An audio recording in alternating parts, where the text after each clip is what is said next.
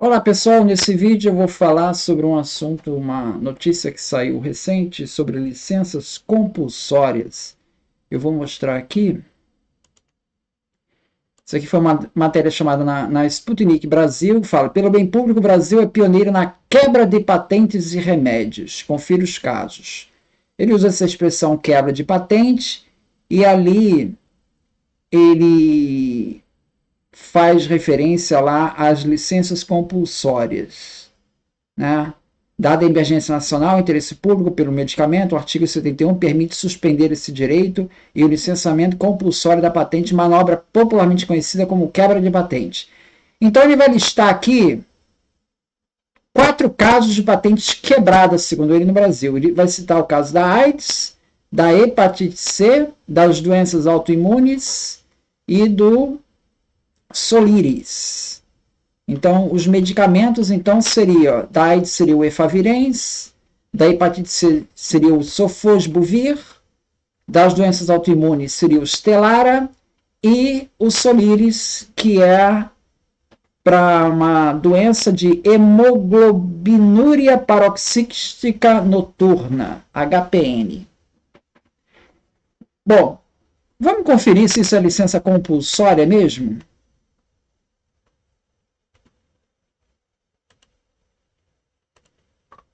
Bom, eu vou colocar todas as referências aqui no final do vídeo.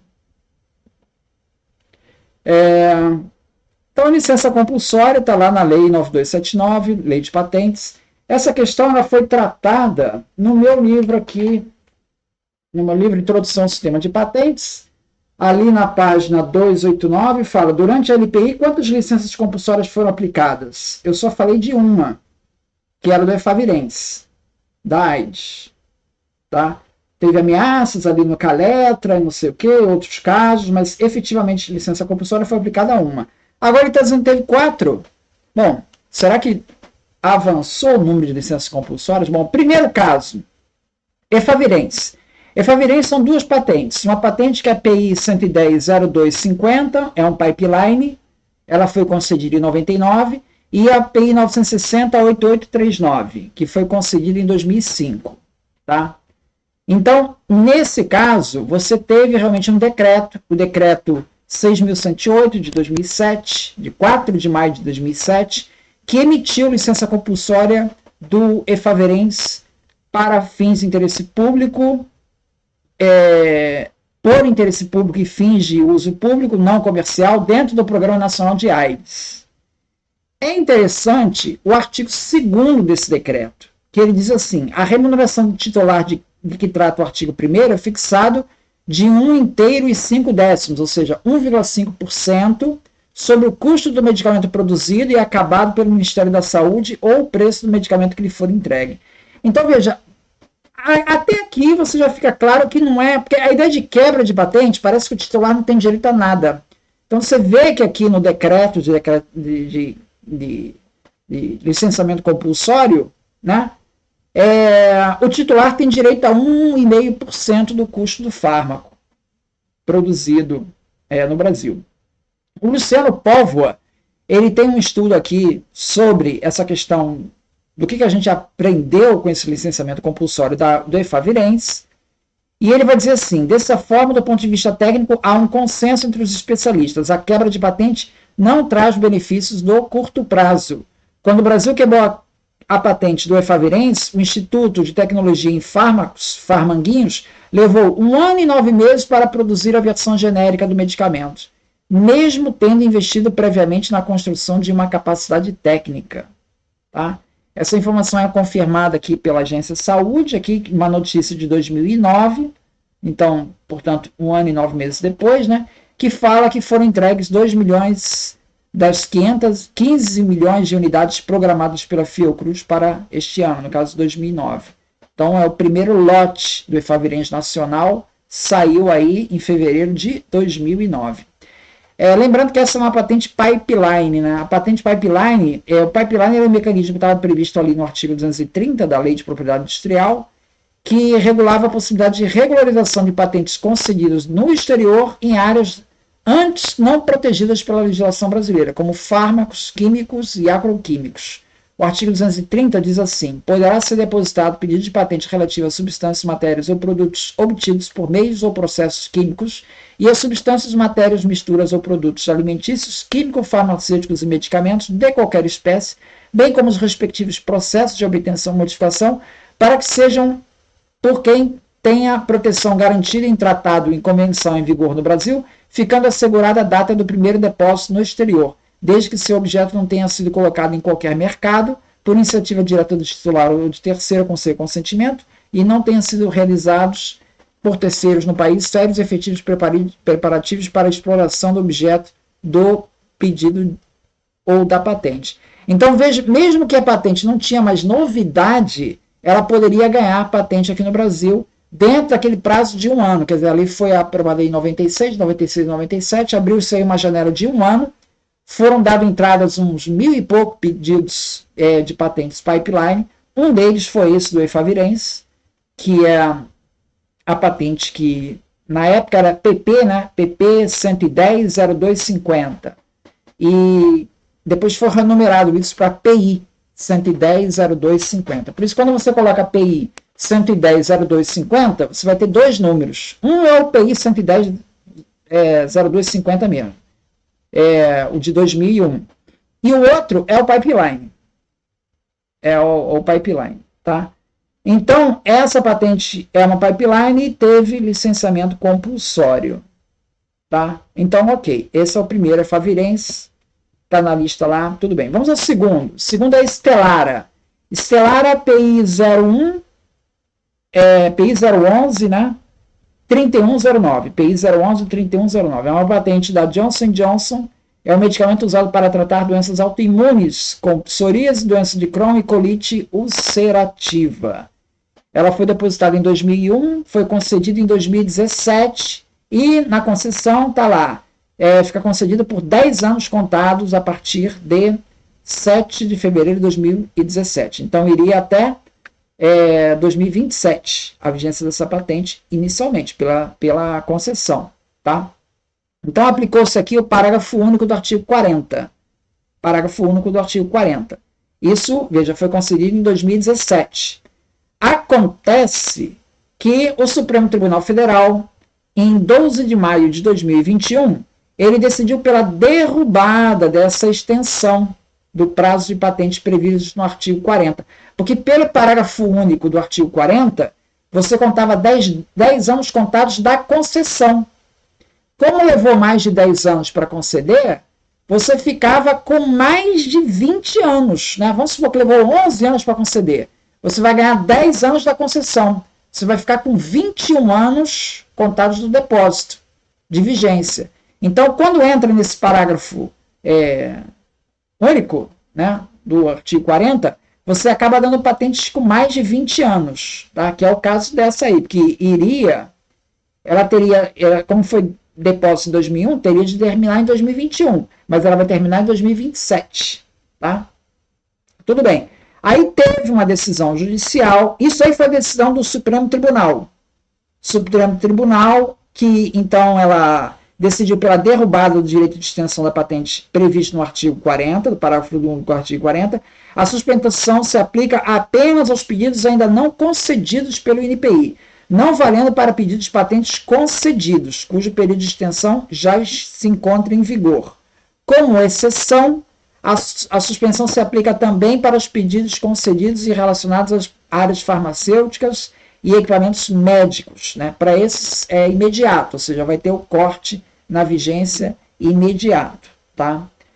Então, já tem uma decisão judicial, decisão do desembargador federal João Carlos Maier Soares, de 3 de outubro de 24, que ele mantém o prazo de validade da patente, dessa patente PI 011 3109, até 2021, tá? E isso tudo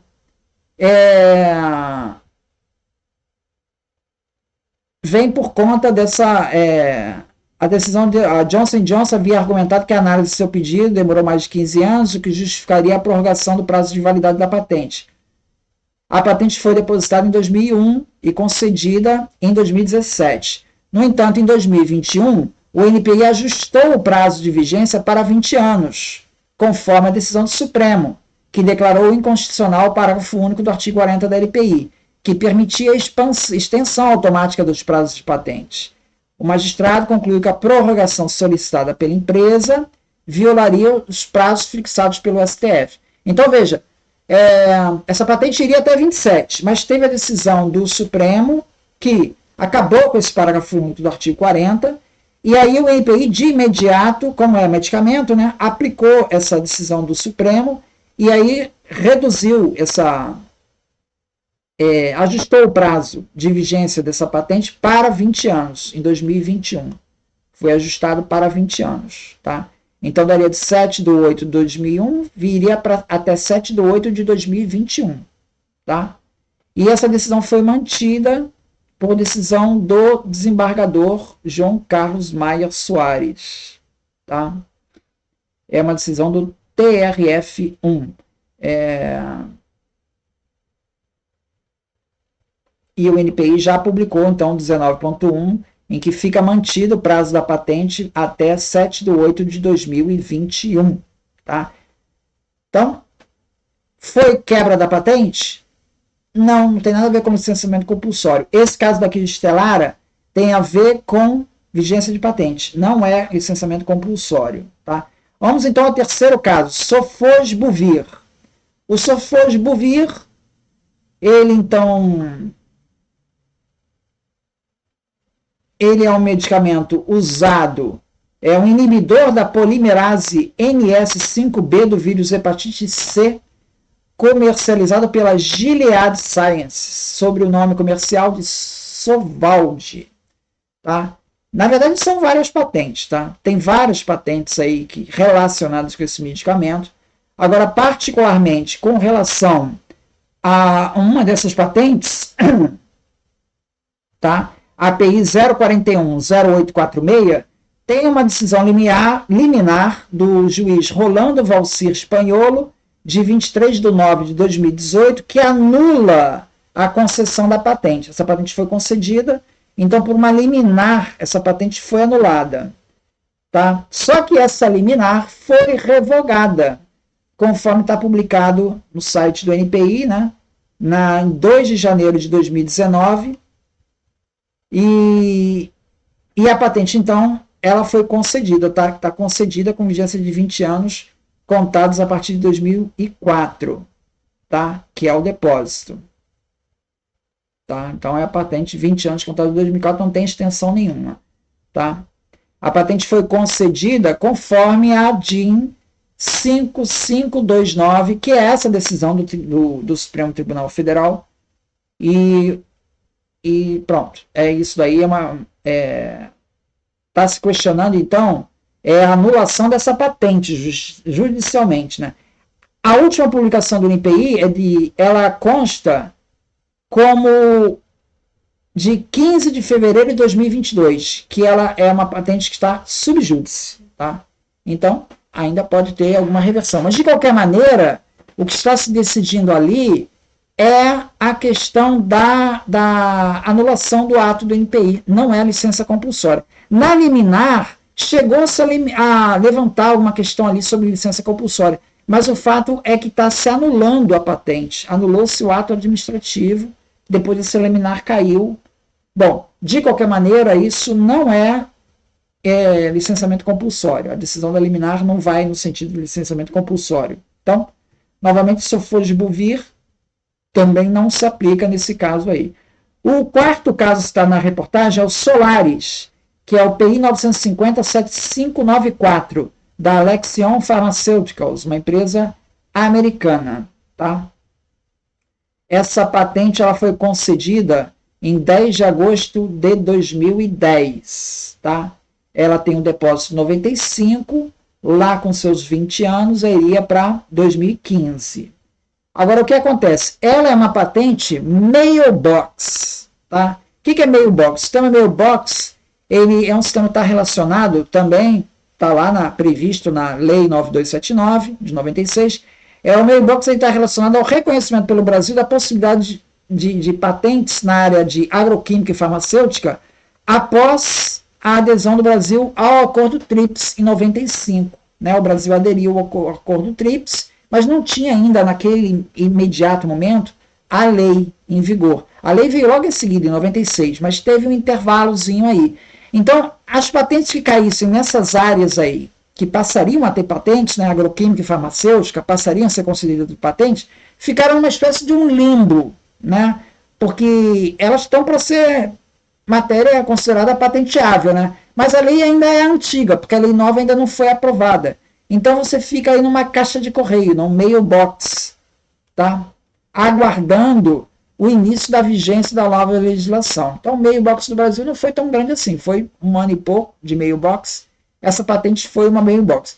E aí a distorção que começou a haver na justiça, e isso já antes dessa decisão do Supremo, tá?